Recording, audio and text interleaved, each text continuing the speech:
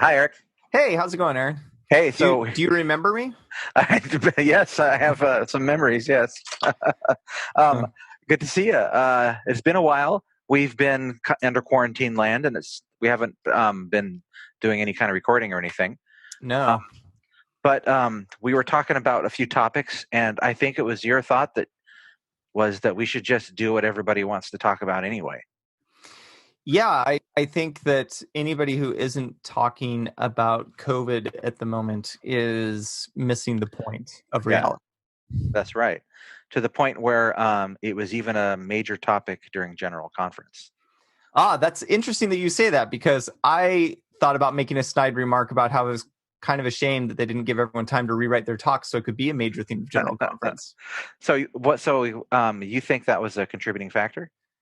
Well, I mean, I think that's I mean, I don't know this from personal experience, but my understanding is the talks have to be turned in weeks in advance so they can get translated so that all the translations can go out simultaneously. So I that's, see. I think, the explanation why it didn't show up very much. Okay. Yeah, I guess that makes sense. But we did hear some of it though. Yes, it wasn't a complete absence. I suspect we had a few additions, but no real rewrites. In the sense of again, right? Nobody wrote again their talk. That's my impression. But I'm not. I don't know. I'm not in charge of these things. What do I know? But yeah, General Conference.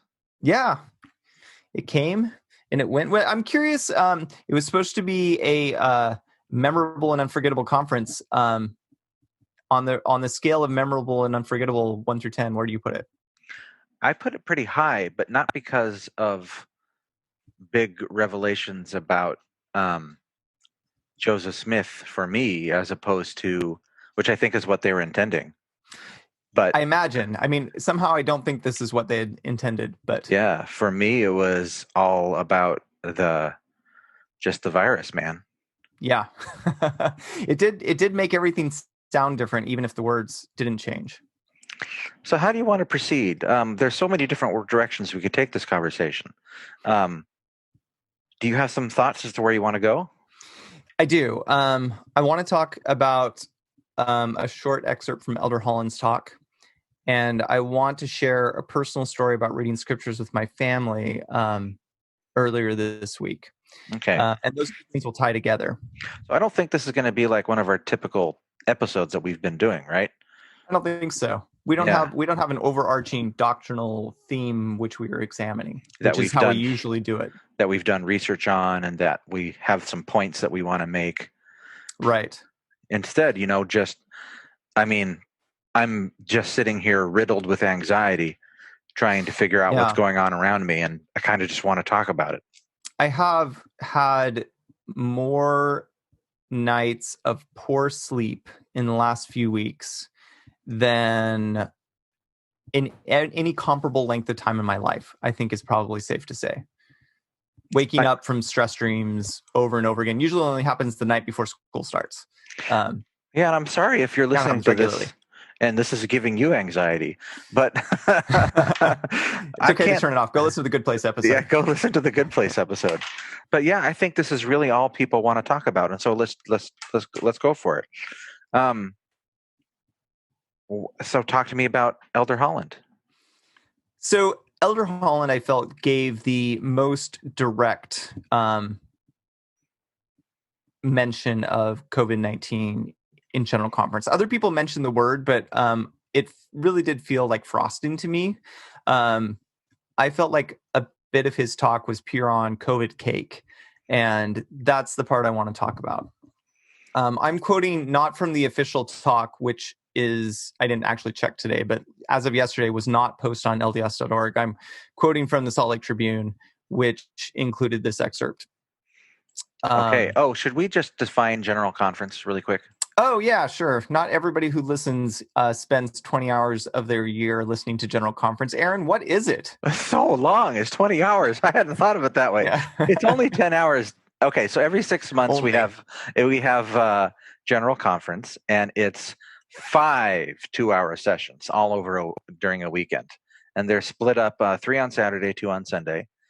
And Mhm. is it every member of the quorum of the 12 apostles give a talk? That's kind of Yes. So Typically what I thought.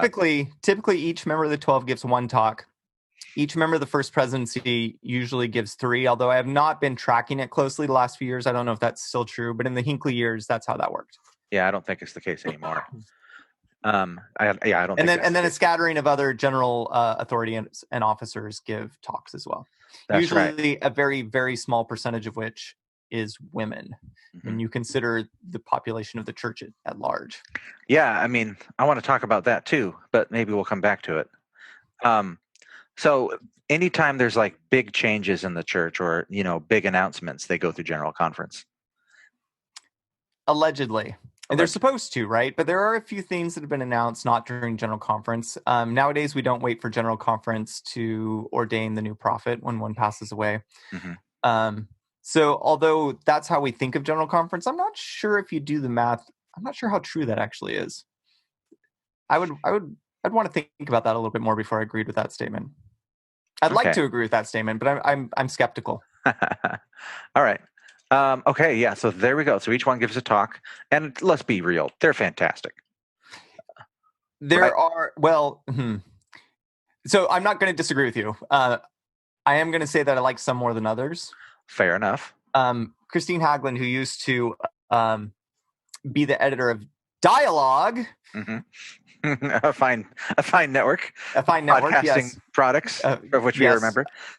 Before that podcasting network existed, she was the editor of the Journal, and she recently on Twitter said that one thing that, even though some general authorities are excellent speech givers, and I would include Holland in this list is a true master of the craft, we don't have a sense of homiletics in LDS discourse. I don't know what that means. I didn't either. This is a great word. I know lots of words. But homiletics is the application of rhetorical principles to preaching. So, if you went to seminary to be a pastor, for instance, you would study homiletics. But we don't. We have a lay ministry. Can you just say it again? Application of this is my definition, not a dictionary definition. It's how I remember it. So anybody wants to complain, please do so. Direct all complaints to Aaron. Okay, perfect. At Aaron Brewster on Twitter. Homiletics is the application of rhetorical principles to the art of preaching. To the art of preaching. So it's the act of like being good at public speaking, but preaching instead of public speaking. Yeah, and I was thinking about this as I was listening to the two youth speakers. Wait. I have a better definition. You looked it up. This is my brain. Okay. This is it's the confluence of Toastmasters with sacrament talks.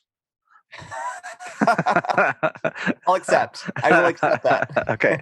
All right, go ahead. But I was thinking about this as the two youth who were invited to speak in general conference spoke, who I should hasten to point out are neither general authorities nor general officers of the church, just two young people under 20, under 18. Yeah. They both did a good job. They both did great. Both of their talks, I thought, showed signs of passing through an approval process. If the text was online, I would show you exactly where I think this happened. But the thing I realized is that we've developed a real tradition in the faith, and you see this tradition both in sacrament meeting and in general conference. And so my complaint isn't that the quality of general conference talks is low. Like when I hesitated to agree with you, it wasn't that I think the quality of the talks is bad. What I think the issue is that they're kind of homogenous. And a lot of the talks follow very similar formulas and go about things in a very similar way. And I bet if we did stats, we would see that they go about the same number of words between quotations. And that would be my complaint. I would like to see more creative effort put into talks. Such a literary guy. Yeah, no. And that's why I love Elder Holland, because he is a true writer. Like, he's such a good writer. So, all right. Well, quote us at something. Yeah. All right. So here's the paragraph I was speaking of before. Even as we speak, we are waging an all-hands-on-deck war with COVID-19, a solemn reminder that a virus 1,000 times smaller than a grain of sand can bring entire populations and global economies to their knees. We pray for those who have lost loved ones to this modern plague, as well as for those currently infected.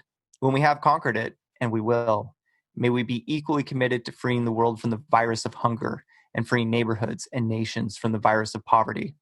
May we hope for schools where students are taught, not terrified they will be shot, and for the gift of personal dignity for every child of God, unmarred by any form of racial, ethnic, or religious prejudice. I thought it was a beautiful paragraph. It's so good. Yeah. This is the part of the conference that is memorable to me. Yeah. We're talking about memorable and unforgettable.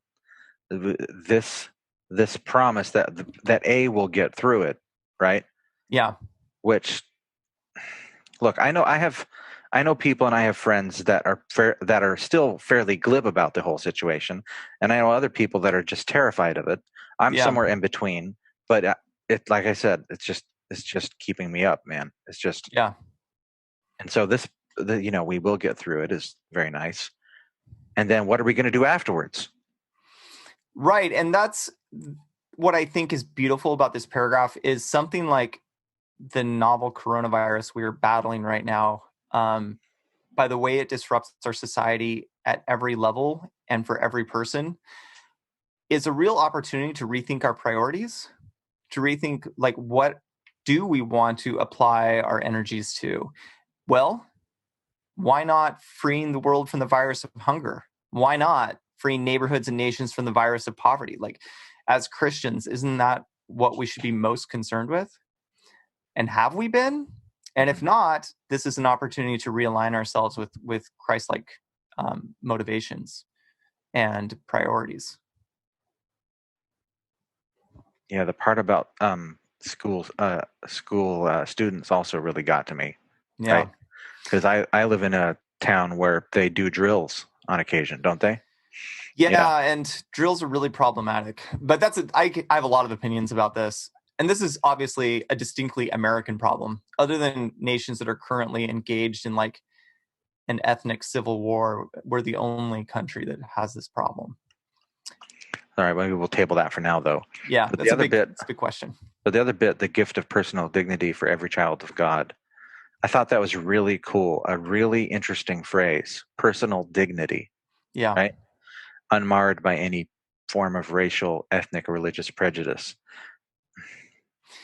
I think we just finished watching the movie Minority Report with my kid. I have not seen that in ages. Every once in a while I think I need to watch that again. What a good movie. Really holds up. But one of the scenes that really gets me is the spider scene when all these little mechanical spiders crawl through this building, scanning everybody, right? Mm-hmm. And what's egregious about it is it strips away dignity and privacy, right? Yes.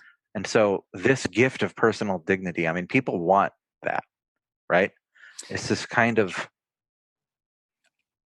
I think desire. That when you consider that we are children of a God, why would we not deserve dignity? Yeah. People deserve dignity. So, yeah, it was a good speech, and it was really stirring. Speech. It was a good talk. Yes. We don't do speeches in the church. Yeah. It's like saying you're rich. You're not allowed to say that even if it's true. Okay, so that's a good point. This whole virus has been a real plague on everything. One of the things that I've been most impressed about is our church's response. Mm-hmm. So I'm not sure where you wanted to go from here, but you recommended that I watch the World News and Report. I did, yeah. Specifically a particular part of it, but much of it is relevant. And so, yeah, you've watched it more recently than me. Well, I watched it the other night, and I watched all 45 minutes of it. And, a lot of it was interesting because it sounded just a bit repetitive almost. But it was fascinating to see because they covered like what each of the apostles were doing, right? And what the prophets were doing. So yeah, it's really interesting. But the part that got me, that was really interesting, was the beginning of it where it talked about what the church actually did to respond to the virus. The church was on the cutting edge. I remember reading an article in the Washington Post early in March after we had canceled church services, but before hardly anyone else had reacted. And we were in the second paragraph, and the third group listed as taking this seriously. Mm-hmm. Right. So we shut down churches, temples. We shut down temples, which is, I've never seen that before. No. Right? We shut down General Conference itself. So this was the first time there wasn't 20,000 people in that huge auditorium listening. That's true. Which is what, 20 years ago? Yeah. And then Temple Square is closed. It's shut down. The church universities are all online right now. That's correct. And the big one to me is that the missionaries have gone home. That's a wild one, yeah. It's going to be interesting to see how, as I'm sure you know, we don't have missionaries in our ward right now. They've combined with the Moraga ward. Right. Because so many of our international missionaries went home.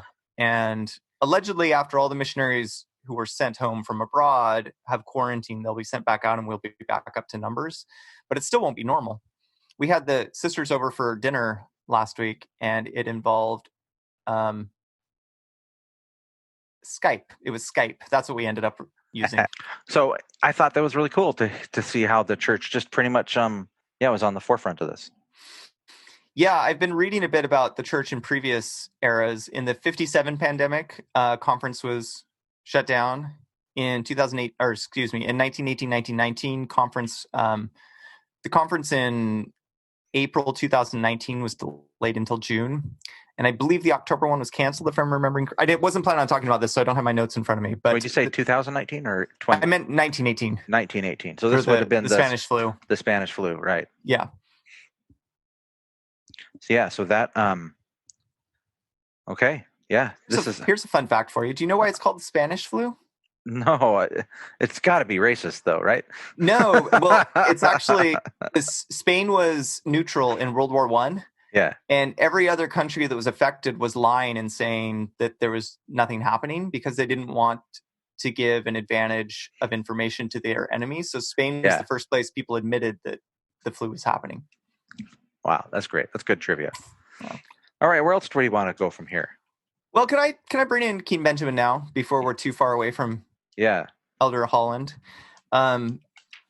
So after Elder Holland's talk, this is something I've been thinking about anyway. Like personally, I'm living pretty. Like my job is continuing to pay me. I can do my work from home. Everything is different, but the world goes on for me. I'm not going to have any trouble paying bills or eating or anything like that. So for me, the multitude of tragedies that are happening are a step removed from me.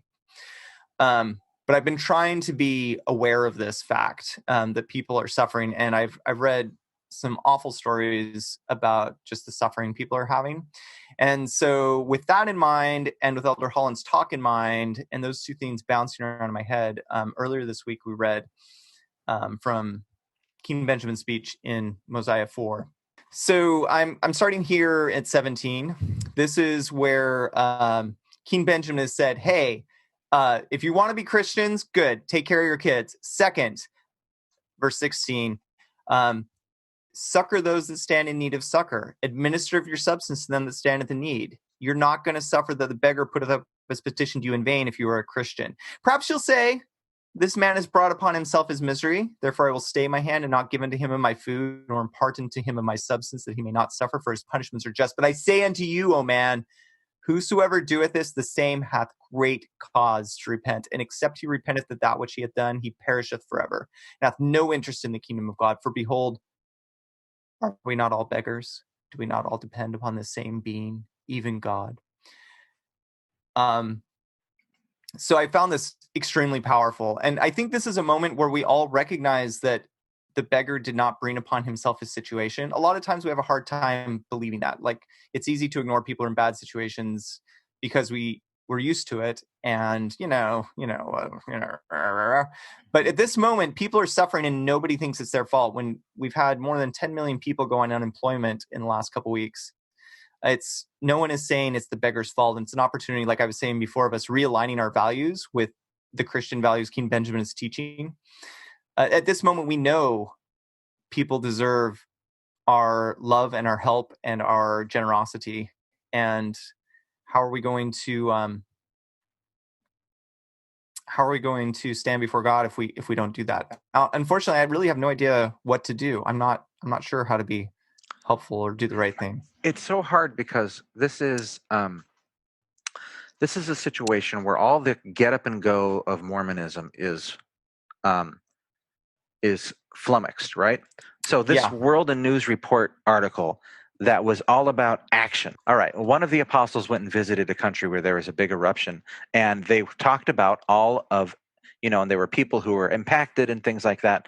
And so they were talking about how the Mormons were there helping, right, distributing resources and working with the people that affected, making sure everybody had shelter. And Yeah. there's this thing that Mormons know about, that, or sorry, members of the Church of Jesus Christ of Latter-day Saints know about, that Yeah. they're often the first responders, right? But this We're is a everywhere. situation where the correct response is to not respond, Yeah. right? Where the correct response is to stay home. Yeah, it's tough because that is absolutely true. But on the other hand, me staying home doesn't get a can of beans to someone who is at risk of not being able to feed their child. Right. But if you do take that can of beans to somebody, right, Yeah. then you're spreading the virus. There's a cascading effect. This is, oh my gosh, this is a total Good Place episode, right? Before they fix this, and no matter what good you do, it causes more damage in the world. Like, it's frustrating. Right. Well, that was one of the critical points. Exactly. That was one of the critical points of the Good Place, is that, if you buy an apple and you buy it organic, there's that doesn't just give you positive points. There's a huge ripple of supply and demand, and what does organic mean, and how does it affect the environment really, and things Not to like mention that. all the gas spent to get that apple to your house. So I don't have a good answer of how we can help. I do think that we can talk about things like Jeffrey R. Holland's talk, right?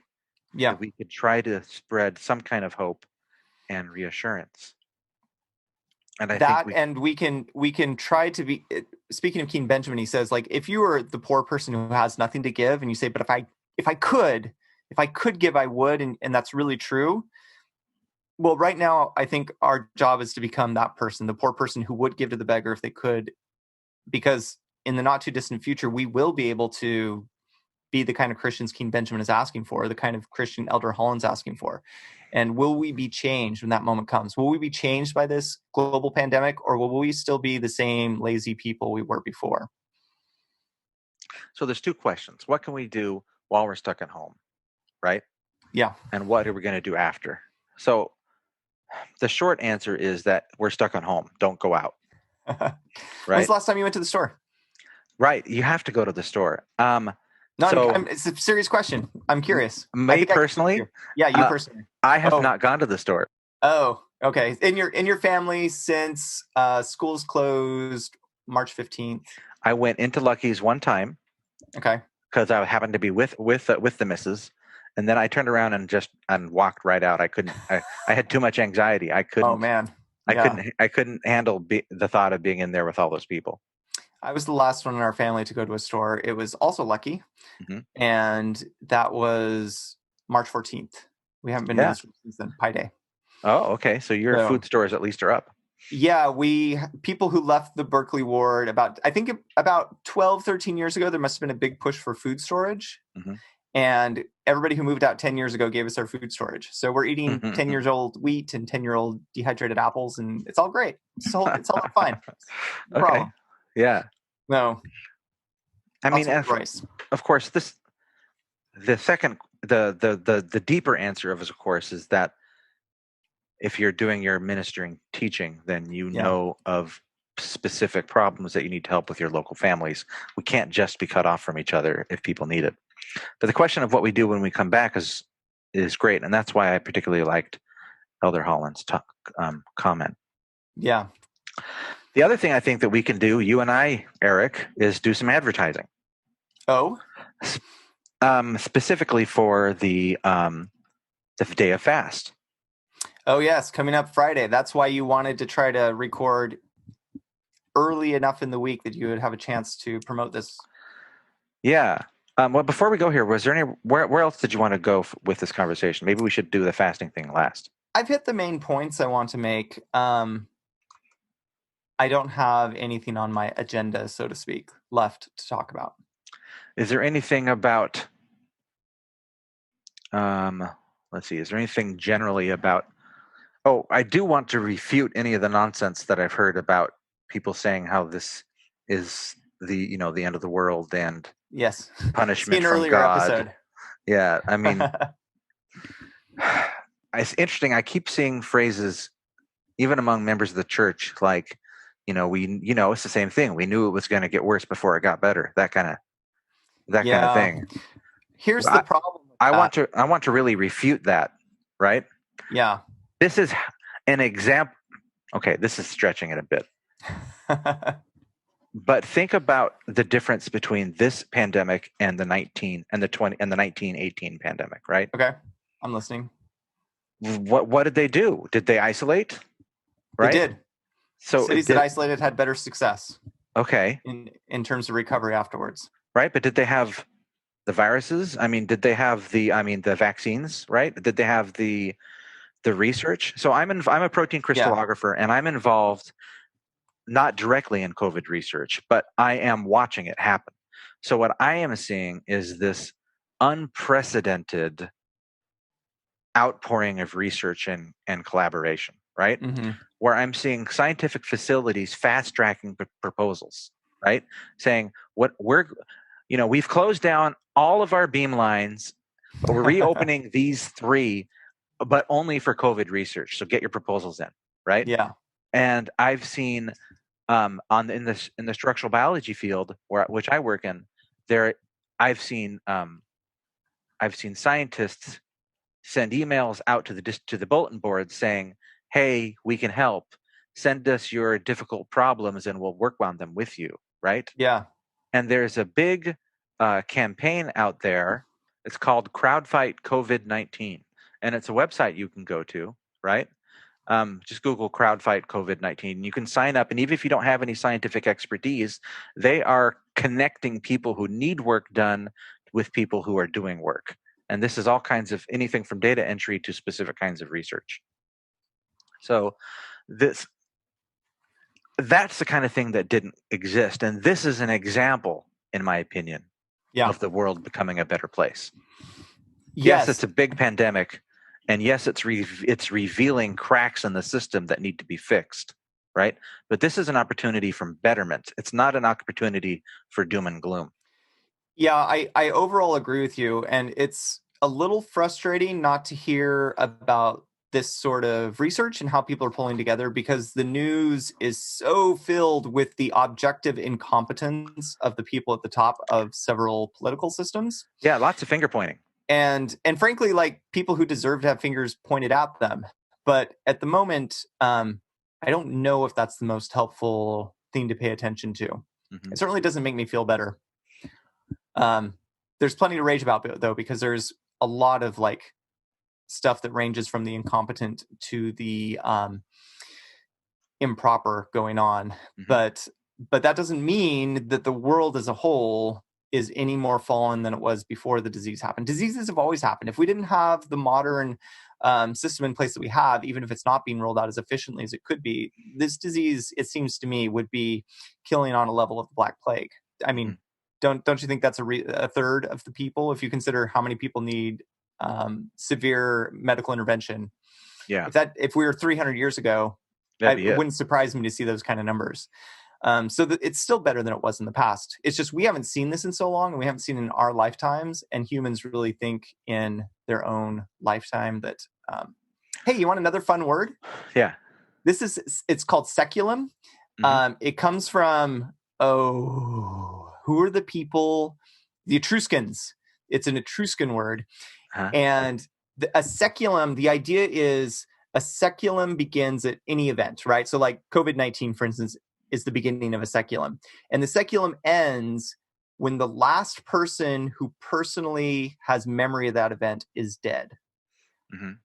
And the fact is, we are pretty much at the end of the 1918 seculum. There are very few people who remember this, who are still alive today. Not zero, but very close to zero. And they were very young when it happened. So we don't have the human memory is really built around this seculum unit. Like we have a hard time remembering and really believing in things if we don't know anybody who experienced it. I think I really buy it. I mean, I wasn't around during the Vietnam protests, right? No, nor but I was around when the Berlin Wall fell. I remember that. And I remember it incredibly incredibly well. Okay, so in my message of hope that I just had about scientific Yes. I don't want to downplay things and make it sound like things aren't as serious as they are. Do stay home. Be a participant in the solution. Okay, cool. So, day of fast. Yes. In our church, we do fasts once a month at the beginning of the month, on the first Sunday of the month. And Yes, on average. The one for April actually happened a week early because of General Conference. So that's right. It was actually the last week of March. I'm just saying this so nobody can say, "Gotcha, Aaron." I wouldn't want that.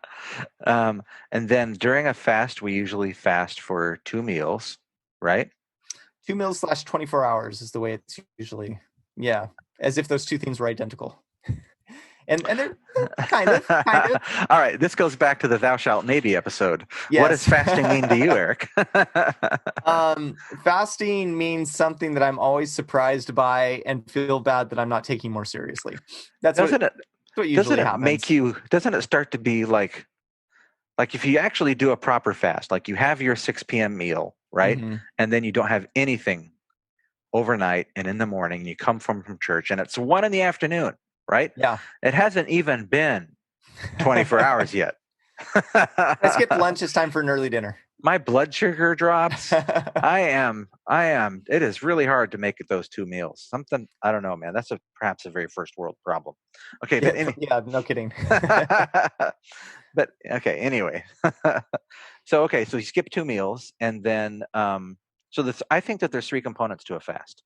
You skip 2 meals, you dedicate the end of the fast with a prayer for a specific purpose, and then you donate the money that you saved as a fast offering. Hopefully rounding up generously. And the fast offerings go to the poor. Yeah, and you remember that as a clerk, I actually paid a lot of money using fast offering funds to people that needed it. Yeah. All right, so President Nelson, in our last talk, in our conference that just happened, said the following: God has all power, all wisdom, and all understanding. He comprehendeth all things. He is a merciful being, even unto salvation, to all those who repent and believe on his name. So during these times of deep illness, as when illness reaches pandemic proportions, the most natural thing for us to do is to call upon our Heavenly Father and His Son, the Master Healer, to show forth their marvelous power to bless the people of the earth. As I mentioned in General Conference a few days ago, so this is his announcement after the fact. Yes. I'm calling for another worldwide fast. For all those who health may permit, let us fast, pray, and unite our faith once again. Let us prayerfully plead for relief from this global pandemic. I invite all, including those not of our faith, to fast and to pray in 2 days on Good Friday, April 10th. Oh, so this was released today, this version. This statement that I'm reading, yeah. And this is from the newsroom.churchofjesuschrist.org. Okay. Good Friday, April 10th, that the present pandemic may be controlled, caregivers protected, the economy strengthened, and life normalized. How do we fast? 2 meals or a period of 24 hours is customary, but you decide what would constitute a sacrifice for you. As you remember the supreme sacrifice the Savior made for you, let us unite in pleading for healing throughout the world. So, a couple points I wanted to make. First point, let's start at the very basic, okay? The atheist point. What good could this possibly do? Well, let me rephrase that for you, Aaron. What would you consider a successful outcome of this fast? Well, the simplest answer would be the 4 points that he mentioned, right? That therefore the 4 points that he mentioned, that the pandemic may be controlled, the caregivers protected, the economy strengthened, and life normalized. That would be a successful outcome. Sure, but let's put it, do you have any time scale that makes you feel like the fast really accomplished something? Or it seems inevitable this will happen eventually. I'm playing your atheist at the moment. Yeah, I agree. So why do we fast then? Why are we going to do this? It's a great question. My brother asks a question of people whenever he wants to have a conversation about religion, like why do we bless the food? And I've given that question a lot of thought, and I don't anymore. I Hmm. say thank you for the food in a prayer, but I don't bless it anymore um, because I couldn't think of a good reason to.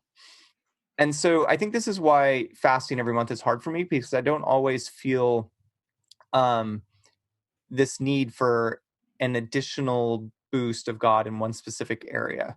I try to fast for other people because that's a little bit easier. And that's kind of what this one is, right? It's fasting for the world.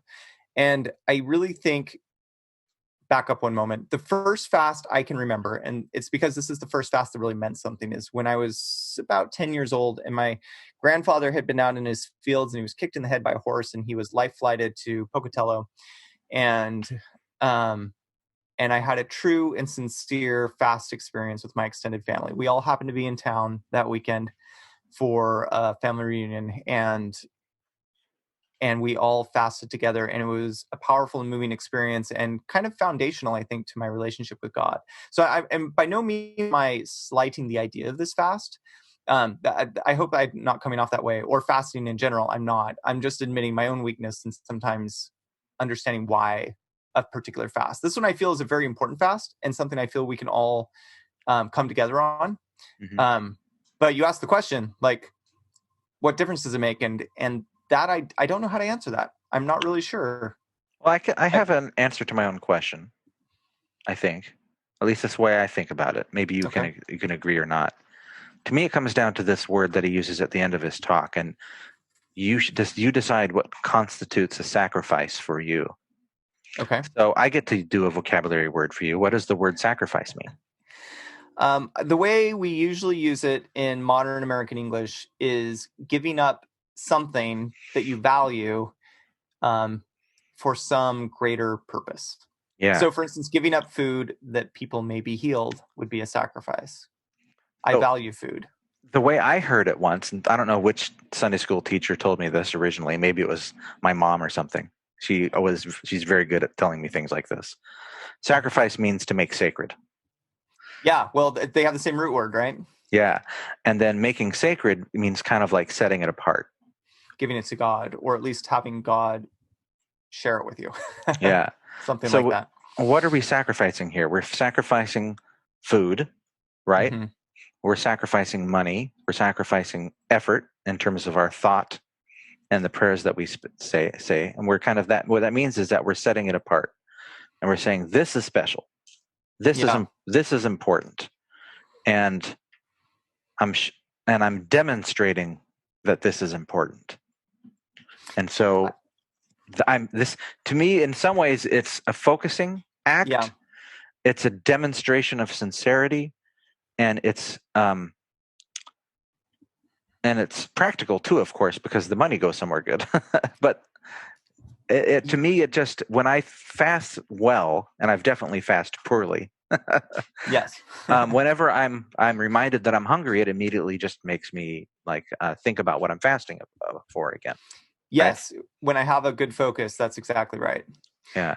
I do think this is one of the reasons why fasting today is hard for me. I think you've explained it to me. Is that food is not that big of a deal to me. I love food. Don't get me Hmm. wrong. Yeah. But it's not unusual for me to go 2 meals without eating. Like I do it frequently, not planned or anything. Just that's kind of how my day works out, right? Um, and if I didn't eat those 2 meals, it's not like I'm terrified about where my next meal is coming from. When I skip 2 meals, it's not like there's certain money that was set apart for those 2 meals that now becomes the Lord's money to give to the poor.